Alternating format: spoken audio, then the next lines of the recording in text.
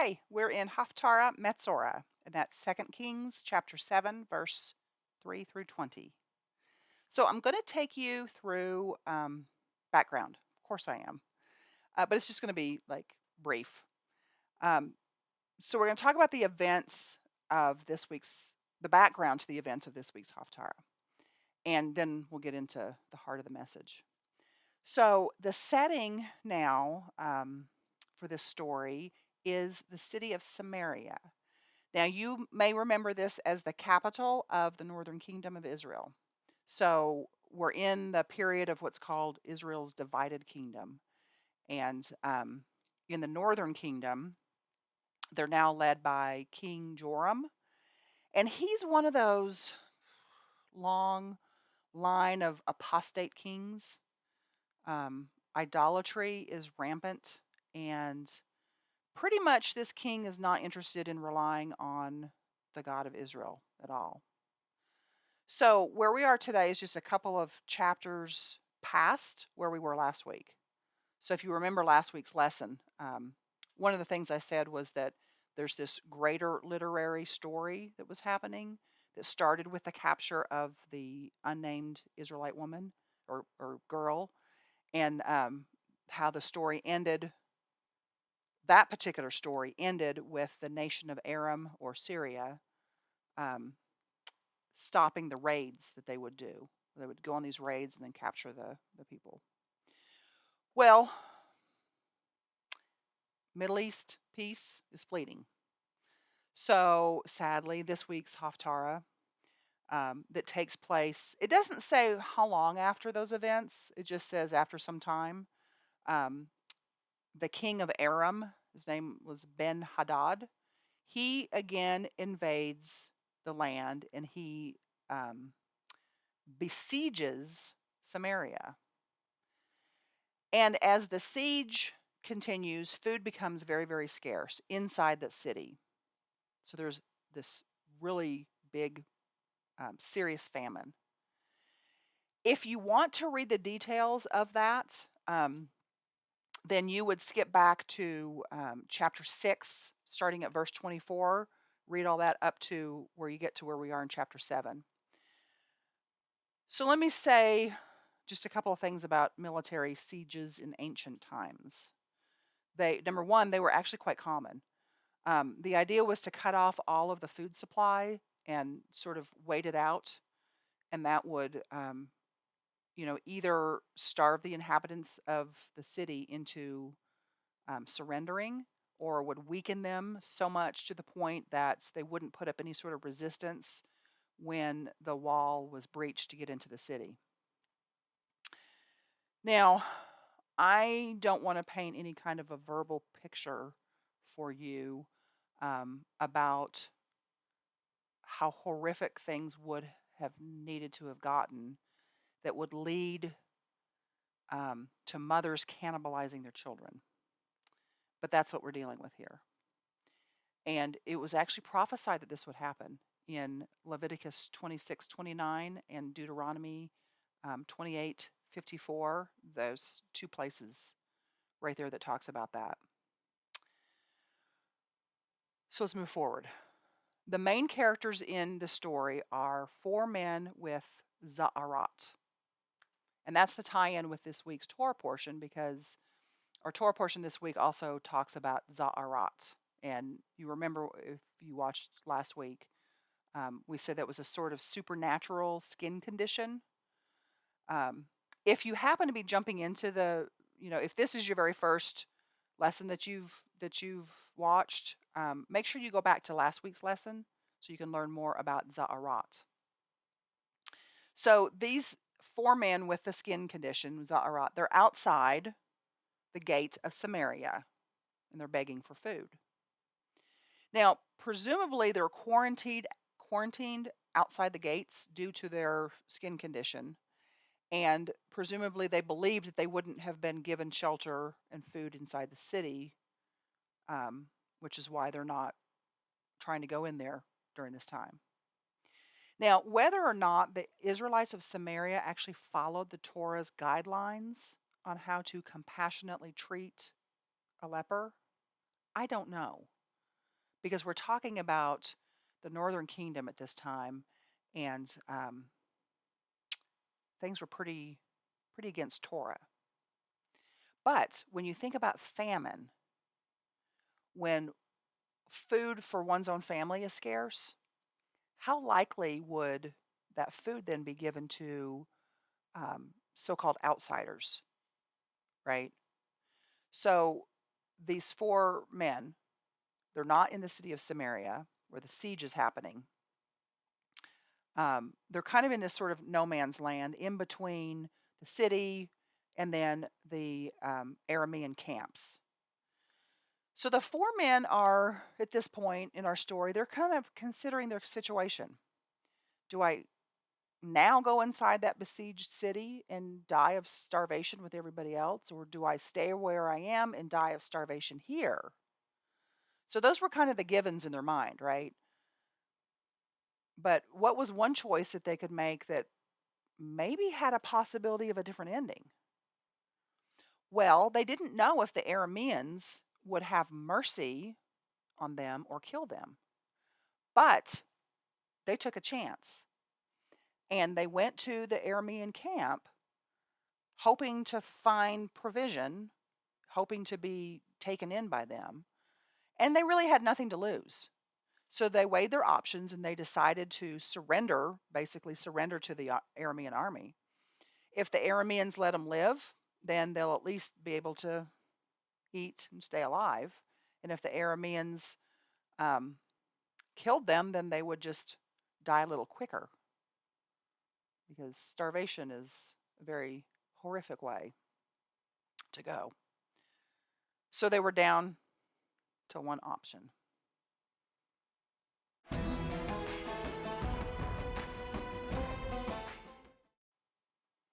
So it says in our Haftarah, at twilight they got up and went to the camp of the Arameans.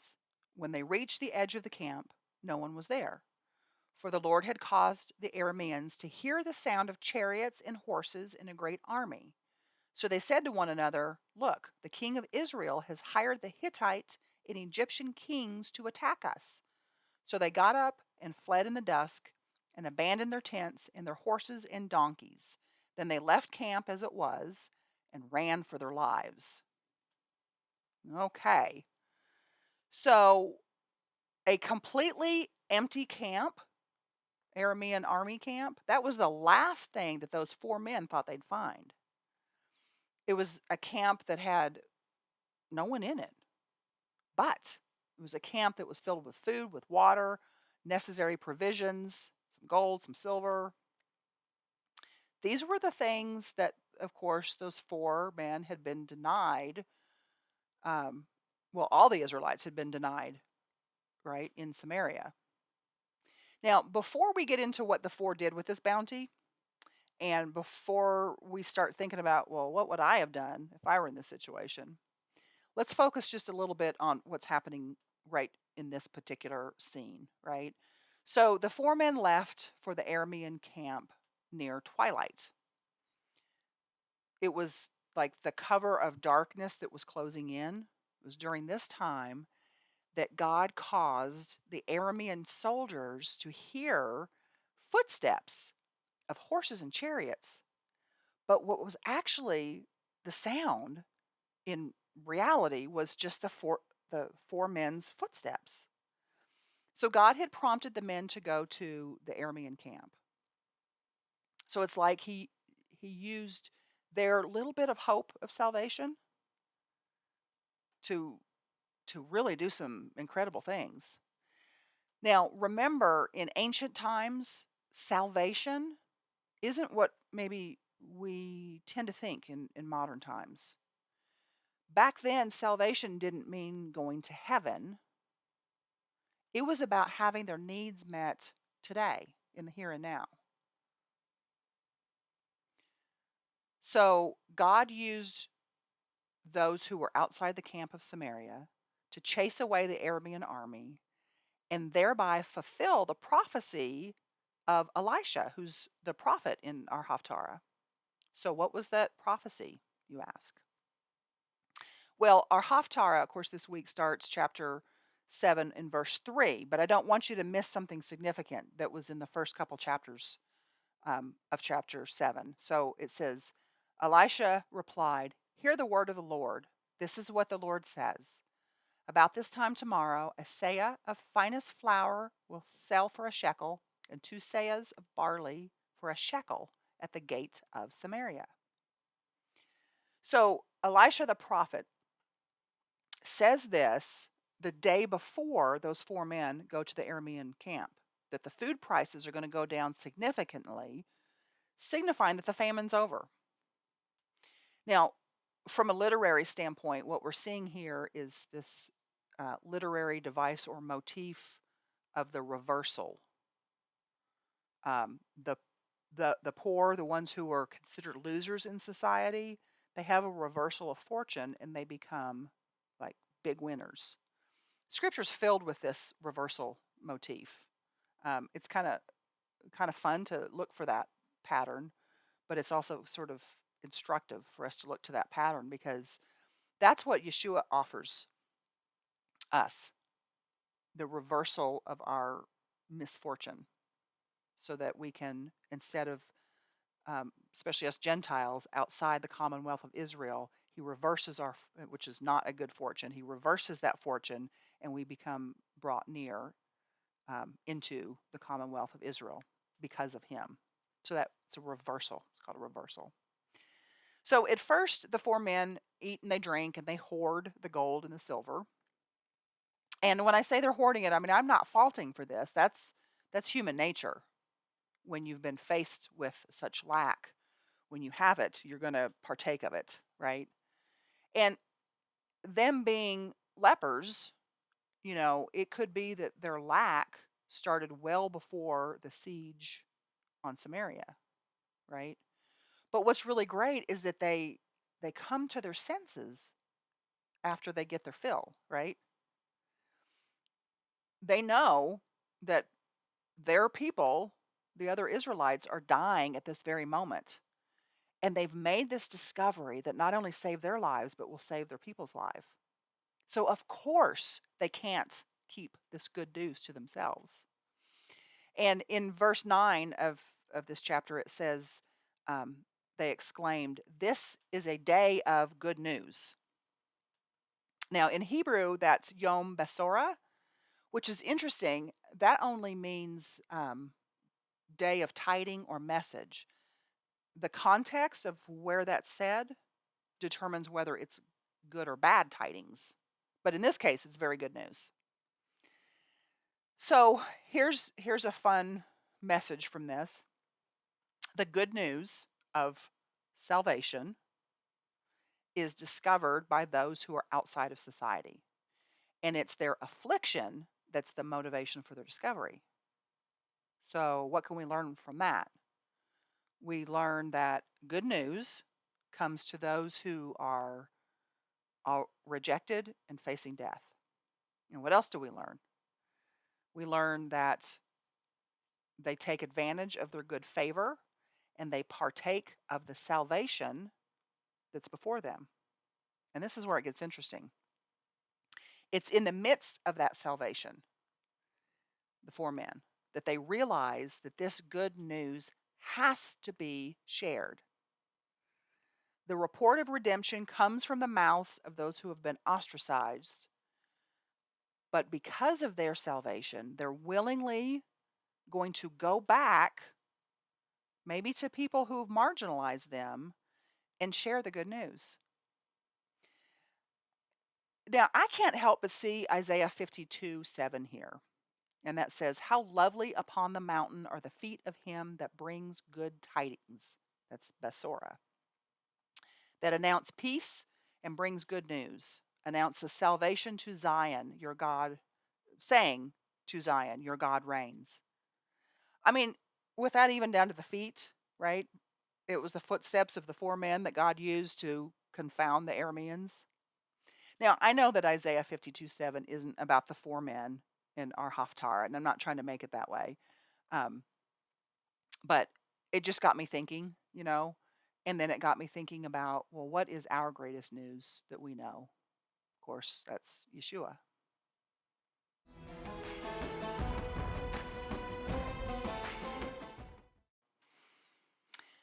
So this Haftarah gave me a lot to think about. One of the things was whether or not I hoard the good news, and it got me to kind of reflect on, yes, I do, and why is that? I mean, I'm blessed by God. He pours so much into me and on me, but do I always pour it back out though? I've been given His precious gift, but am I always willing to share it with others? And interestingly, as I was working on this Haftarah, I listened to a Shabbat sermon from the Almond House Fellowship. Now, if you haven't checked them out, do so. Almond House Fellowship. They have a YouTube channel, and you'll be blessed. So, in this particular Haftarah, um, or this particular Torah portion that the Almond House was talking about on that Shabbat, they were talking about free will offerings, the voluntary ones from tabernacle and temple times, and they were relating it to Yeshua, and they were asking us listeners if we only are interested in receiving God's blessing, but then we forget to give a free will offering back to Him. And they were talking about what does it mean a free will offering today without a temple.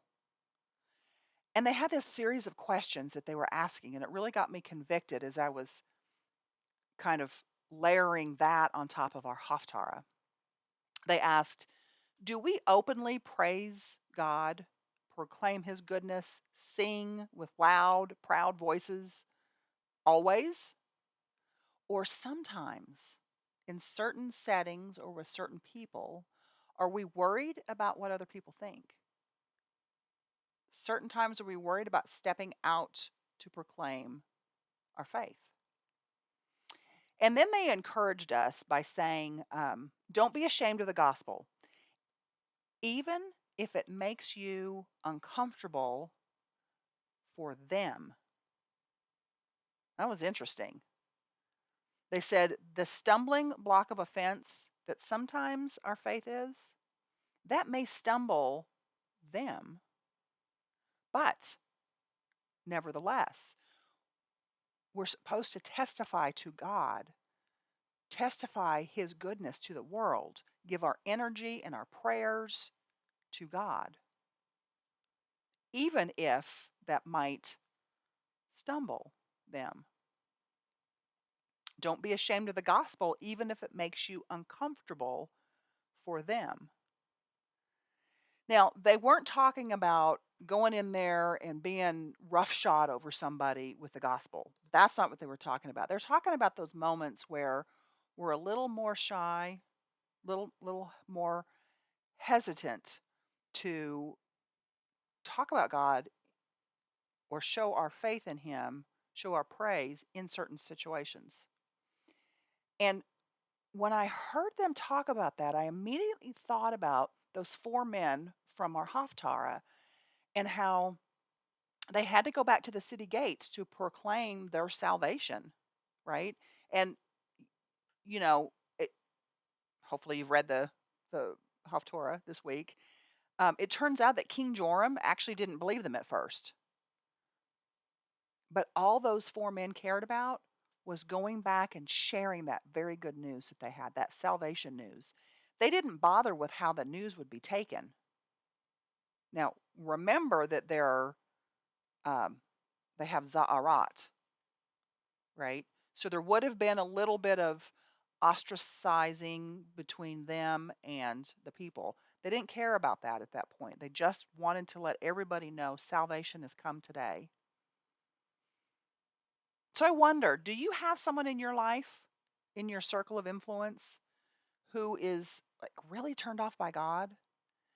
And I mean the reason that they are, that doesn't matter, but really turned off by the things of God. Um, do you, like I do, tend to downplay your blessings for God in front of them or like within earshot of them because you fear that when you speak about God's abundance in your life that it would hurt them? I have somebody in my life who I love very, very much. And this person believes right now that God hates them and wishes ill health on them and is punishing them through ill health.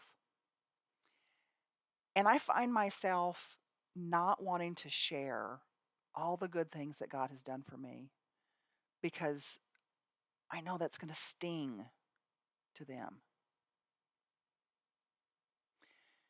Now, maybe your situation isn't exactly the same, but maybe there's been a time or there's a time now where there's a situation and you kind of keep that good news to yourself. So the thing that I learned about these four men with Za'arat is that after you get your fill of God's bounty, after you've experienced his salvation, and now I'm talking about salvation the way that they would have in ancient times understood this, okay? God coming to your rescue, meeting your needs for today. Don't hoard it. Don't keep that to yourself. And don't worry about whether your report of God's goodness will be believed. Don't worry about how it will be taken as long as you're saying it in love. Just remember that audience of one is our Father. And if He's laid it on your heart to proclaim salvation, give Him that sacrifice. Give Him that free will offering. I know in my life it's not going to be very long before I have another opportunity to uh, try out, put into practice what I'm telling you. And I pray that I can remain faithful. I'd love to hear from you if this has touched you in some way, and if it ends up making you more bold in your praise as a free will offering to God who has given us so much. And I'll see you next week.